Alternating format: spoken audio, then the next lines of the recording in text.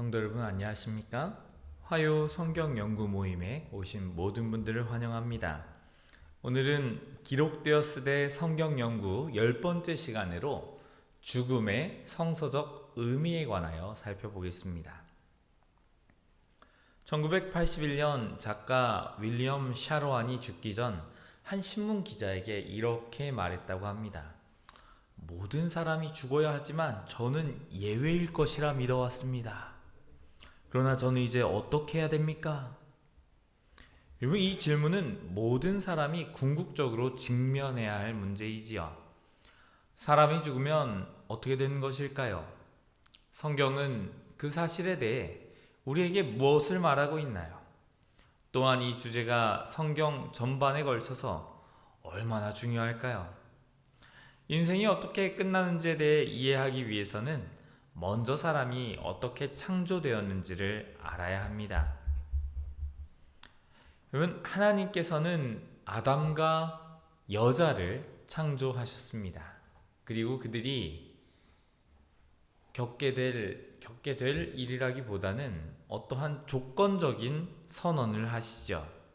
선악을 알게 하는 나무의 열매는 먹지 말라. 내가 먹는 날에는 반드시 죽으리라. 하나님께서는 불순종의 결과가 죽음이다 라고 말씀하셨습니다. 아담과 하와가 하나님께 불순종하여 그분으로부터 분리되었을 때에 그들은 죽음을 맞이하게 된 것이죠. 그런데 사단은 하나님께서 아담과 하와에게 주셨던 말씀을 이렇게 반박했습니다. 뱀이 여자에게 이르되 너희가 결코 죽지 아니하리라. 여러분, 이것은 성경에 기록된 최초의 거짓말이죠. 안타깝게도 아담과 하와는 그 거짓말을 믿고 금지된 실과를 먹었으며 그들의 불순종으로 인해 세상에 죽음이 임하게 되었습니다. 여러분, 아담과 하와가 창조되었습니다. 근데 여기에 나타나 있는 창조된 방식을 한번 잘 살펴보길 원합니다. 창세기 2장 7절이죠. 여호와 하나님이 땅의 흙으로 사람을 지으시고 생기를 그 코에 불어넣으시니 사람이 생명이 되니라. 그러면 여기에 그들에게 어떠한 영혼이 주입되지 않았다는 사실을 주의 깊게 보아야 합니다. 성경은 아담 자체가 영혼이었다라고 말하고 있습니다. 특별히 흠정역, 킹제임스역에서는 몸과 생기의 조합을 생령이다 라고 부르고 있죠. 하나님의 눈에 우리가 영혼인 것입니다. 성경은 인간에게 영혼이 있다가 죽을 때 그 영혼이 하나님께 돌아간다고 가르치지 않습니다. 여러분, 이 수식을 기억하시기 바랍니다. 흙에 생기를 더하니 생령이 되었도다.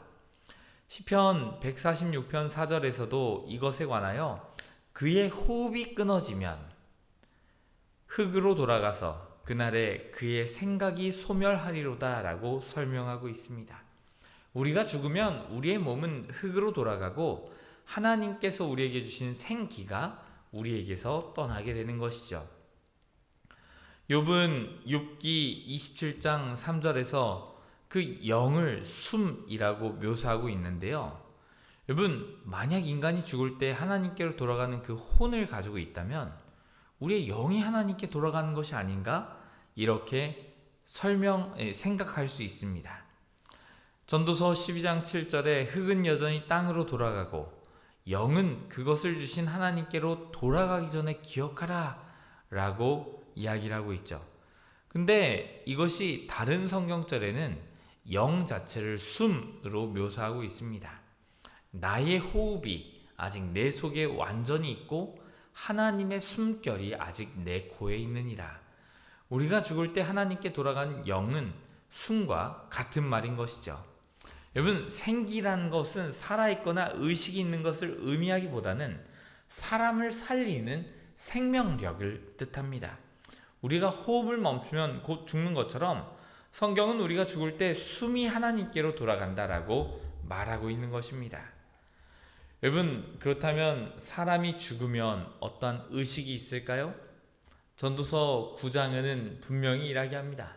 산 자들은 죽을 줄을 알되 죽은 자들은 아무것도 모른다고 말이죠. 사람이 죽으면 아무것도 모르는 의식이 없는 상태가 됩니다. 즉 생각이 멈추게 되는 것입니다.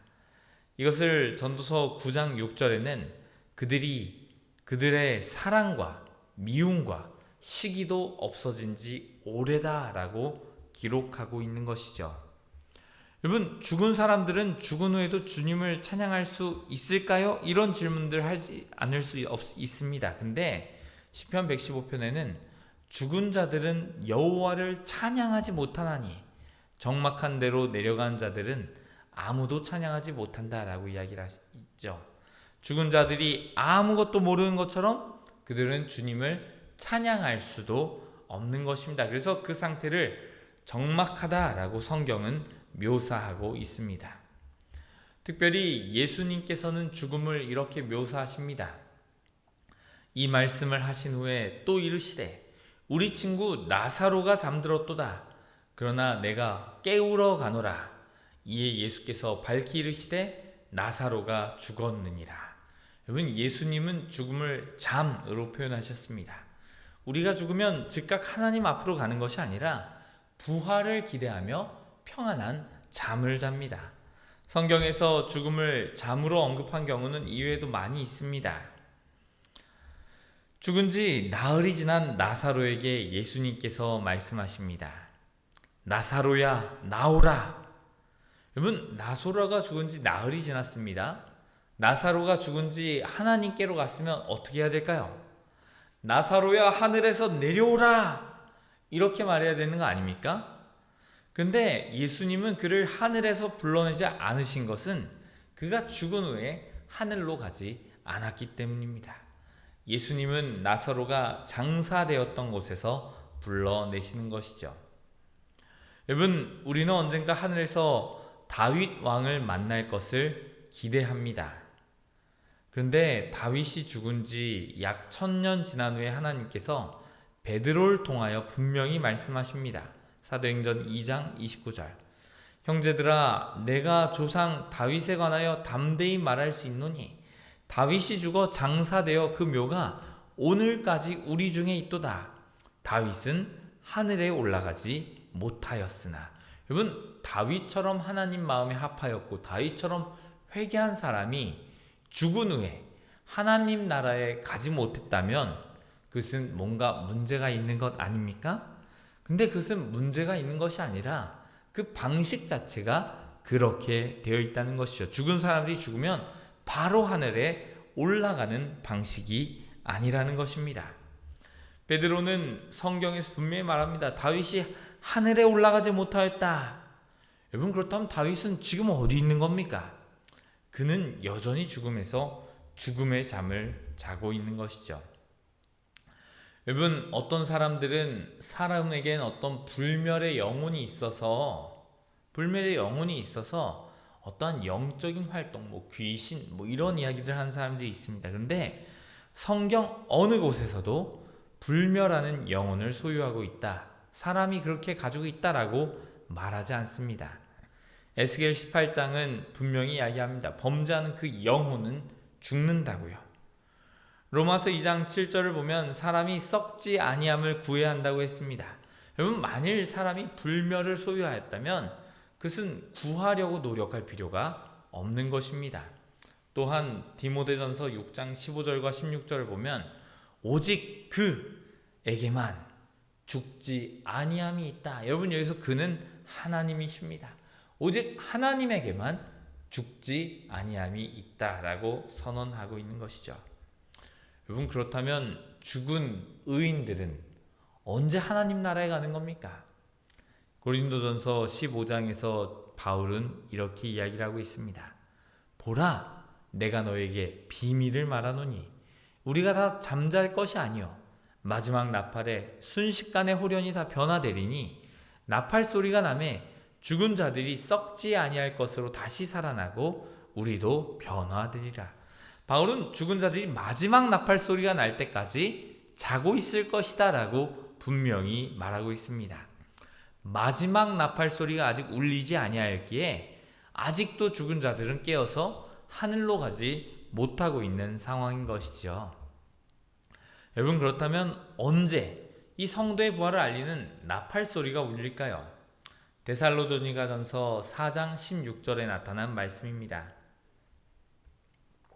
주께서 호령과 천사장의 소리와 하나님의 나팔 소리로 친히 하늘로부터 강림하시리니 그리스도 안에서 죽은 자들이 먼저 일어나고, 예수님께서 세상에 다시 오실 때 나팔 소리가 나면 구원받은 자들이 부활할 것이다 라는 것이죠. 여러분, 성경 시대에도 죽은 자들이 부활할 때까지 잘 것이다 라고 이야기를 하고 있습니까? 요한복음 11장에 예수님께서 이르시되 내 오라비가 다시 살아나리라. 마르다가 이르되 마지막 날 부활 때에는 다시 살아날 줄을 내가 아나이다. 여러분, 마르다는 죽음이 잠이다 라는 것을 분명히 이해하고 있었습니다. 그래서 오빠 나사로가 죽어서 하늘에 갔다고 생각하지 않았어요. 구약 성경도 이것을 동일하게 설명하고 있죠. 열왕기상 2장 10절에 따르면 다윗이 죽을 때에 그는 조상들과 함께 누워 다윗성에 장사되었다. 또한 열왕기상 11장 43절에는 솔로몬이 그의 조상들과 함께 잠들었다라고 묘사하고 있습니다. 부활 때까지 죽음의 잠을 잔다고 하는 이 사상은 성경 전반에 걸쳐서 나타나고 있고, 특별히 예수님과 함께 동시대에 살았던, 아니면 예수님 이전에 성경이 기록될 당시에 살았던 성경 시대의 성경을 믿고 있었던 그 사람들은 부활할 때까지 자고 있을 것이다 라고 이해하고 있었다는 것이죠. 여러분, 그렇다면 몇 번 부활이 있을까요? 이를 놀랍게 여기지 말라. 무덤 속에 있는 자가 다 그의 음성을 들을 때가 오나니 선한 일을 행한 자는 생명의 부활로, 악한 일을 행한 자는 심판의 부활로 나온다 했습니다. 여러분, 몇 번의 부활이 있습니까? 예수님께서 재림하실 때 그리스도 안에서 죽은 자들이 먼저 일어난다. 그리고 심판의 부활은 그 후에 다른 때에 일어날 것이다 라는 내용입니다. 부활은 2번 있습니다. 성경에는요, 우리가 특별 부활 이렇게 또 이야기는 하고 있는데요, 그 또 큰 묶음으로 보면 2번째 부활의 전조지요. 여러분, 죽음의 잠이라는 진실에 맞서서 어떠한 기만이 있습니다. 여러분, 강신술이라고 하는 기만이 있습니다. 욥기 7장에 이렇게 기록하고 있습니다. 구름이 사라져 없어진 같이 스올로 내려가는 자는 다시 올라오지 못할 것이오니 그는 다시 자기 집으로 돌아가지 못하겠고 자기 처소도 다시 그를 알지 못하리라. 여러분, 강신술은 대중문화 가운데 널리 펴져 있습니다. 특별히 영화나 책을 보면 죽은 사람과 대화하는 심령술사, 죽은 사람과 대화하는 뱀파이어, 마법 이런 것들이 등장합니다. 이것들은 모두 아담과 하와에게 결코 죽지 아니하리라 라고 한 사단의 거짓말에서 비롯되었습니다. 그래서 사람은 죽으면 귀신이 된다 라고 잘못 믿는 것이죠. 그러나 사실 죽은 자들은 무덤에 그냥 잠들어 있는 것입니다. 여러분, 죽음은 잠이다 라고 하는 이 기만에 죽음은 잠이다 라고 하는 이 참된 명제에서 벗어나는 것들에 기만당하지 않게 되시기를 간절히 바랍니다. 여러분, 십자가상의 강도 이야기 해볼까요? 이 예수님께서 하신 말씀은 분명합니다. 누가복음 23장 42절 43절에 이르되 예수여 당신의 나라에 임하실 때에 나를 기억하소서 하니 예수께서 이르시되 내가 진실로 내게 이르노니 오늘 내가 나와 함께 낙원에 있으리라. 여러분, 강도는 그날 하늘에 가게 해달라고 요청하지 않았습니다. 그는 예수님께 그분의 나라가 임하실 때 그를 기억해 달라라고 간구했을 뿐입니다. 그렇다면 예수님도 그날 하늘에 가지 않으셨을 텐데 오늘 내가 나와 함께 낙원에 있으리라 라고 말씀하신 이유를 주목해 봐야 되는 것이죠. 예수님께서는 금요일날 강도와 대화를 나누셨지만 적어도 일요일까지는 하늘에 올라가지 않으셨습니다. 예수님께서 부활하신 일요일 아침에 마리아에게 자신이 아직 하늘에 가지 않았다라고 분명히 말씀하셨죠.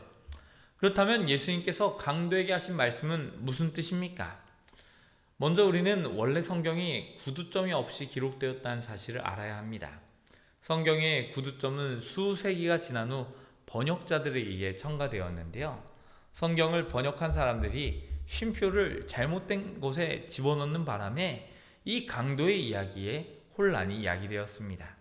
쉼표가 바른 곳에 넣는다면 이 말씀은 내가 진실로 내게 이르노니 쉼표 오늘 내가 나와 함께 낙원에 있으리라 요게 아니라 내가 오늘 진실로 내게 이르노니 쉼표 오늘 너한테 이른다 쉼표 내가 나와 함께 낙원에 있으리라 이렇게 번역되어야 될 것입니다.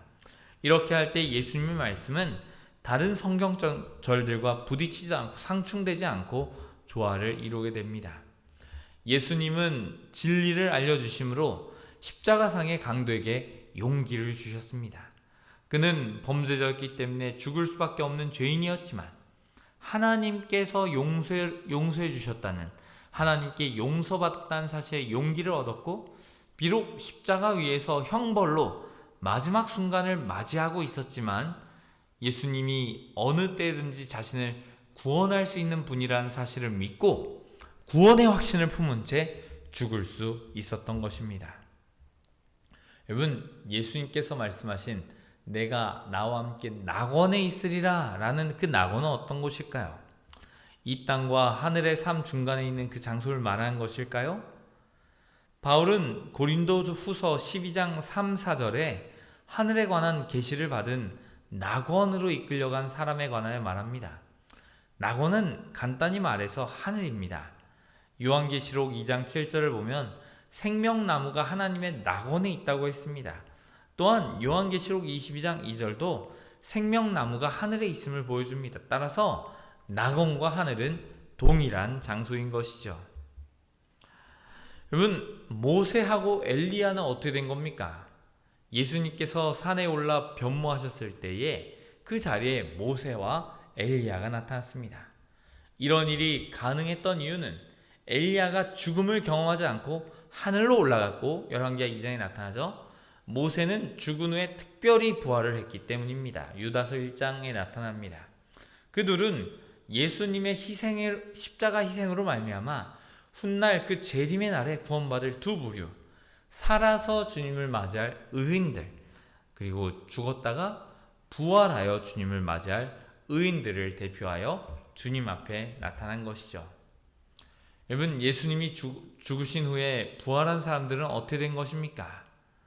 여러분, 예수님이 죽으신 후에 마태복음 27장 52절에 보면 무덤들이 열리고 자던 성도의 몸이 많이 일어났다라고 했습니다. 여러분, 이 사건이야말로 죽음이 잠자는 것임을 증명하는 것이죠. 죽은 자들이 자고 있었다라고 묘사하고 있는 겁니다. 그러기에 이 성경절은 죽음을 잠으로 설명하는 성경의 진리를 지지하고 있는 것입니다. 여러분, 마지막 시대에 강신술이 정말 널리 퍼지게 됩니다. 성경에 따르면 강신술은 마지막 때 강력한 영향력을 끼칠 것입니다. 죽은 자들의 상태에 대해서 바르게 알고 있는 자들만이 사탄의 기만에 미혹되지 않을 것입니다. 여러분, 죽음에 관한 성경의 그 위대한 진리가 무엇이라고요? 만일 죽은 후에 사람이 바로 하늘에 올라간다면 부활이 필요하지 않을 것이죠. 근데 예수님께서는 나는 부활이요 나는 생명이니 나를 믿는 자는 죽어도 살겠다라고 말씀하신 이유는 우리가 죽은 후에 무덤에 머물러 있기 때문에 우리를 깨워서 썩지 아니할 몸으로 부활시켜서 하늘로 데려가 주실 예수님이 필요하다라는 것을 알려주는 것입니다. 이 일을 할 수 있는 분은 오직 한 분, 바로 부활이요 생명이신 예수 그리스도밖에 없습니다. 예수님을 통해 우리는 다시 살 수 있습니다. 이 떡을 먹으면 영생하리라 라고 말씀하셨던 생명의 떡이 바로 그분이십니다. 죽음 속에서 우리가 소망을 가질 수 있는 이유는 부활이신 예수님, 생명이신 예수님을 통하여 우리가 다시 살 수 있기 때문입니다. 여러분, 이 죽음에 관한 사실, 많은 개신교인들이 이 죽음에 관한 사실을 알 때 문화적 충격을 받습니다. 왜요? 요즘 문화적으로 어떻습니까? 죽은 후에는 영혼이 있어서 구천을 떠돈다. 이것이 예로부터 내려오는 그 강신술의 한 영향력 속에서 살아가고 있었기 때문입니다.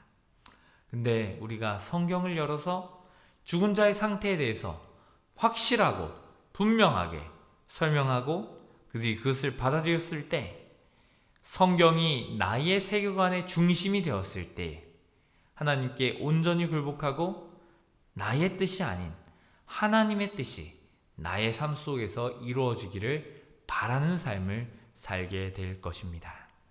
여러분, 사람은 죽음 후에 어떻게 됩니까? 죽음의 성서적 의미가 무엇입니까? 이 잠에 대해서 보다 확실히 믿고 예수님께서 지지하시고 예수님과 동시대에 살았던 사람들이 믿었고, 그리고 성경을 통해서 오늘 우리에게 분명히 제시하고 있는 이 죽음의 성서적 의미를 분명히 깨달아 하나님의 뜻이 이루어지는 그러한 귀한 한 주 보내게 되실 간절히 바라면서 말씀 드리겠습니다. 성경 연구 마치겠습니다. 제가 기도하겠습니다. 하나님 우리 아버지, 오늘 죽음의 성서적 의미에 대해서 연구하게 하시니 감사합니다. 죽음은 잠이다 라고 했습니다. 우리가 아직 경험해 보지 못한 그 상황에 대해서 분명히 배웠습니다. 죽은 자들은 알지 못하기 때문에 사랑도 하지 못하고 미워도 할 수 없다라고 했습니다. 하나님, 우리가 그 상태에 빠지기 전에 사랑으로 이웃들에게 다가가는 귀중한 성도의 삶 살아갈 수 있도록 축복하여 주시옵소서. 죽음이 잠이 아니면 부활이 왜 필요하겠습니까?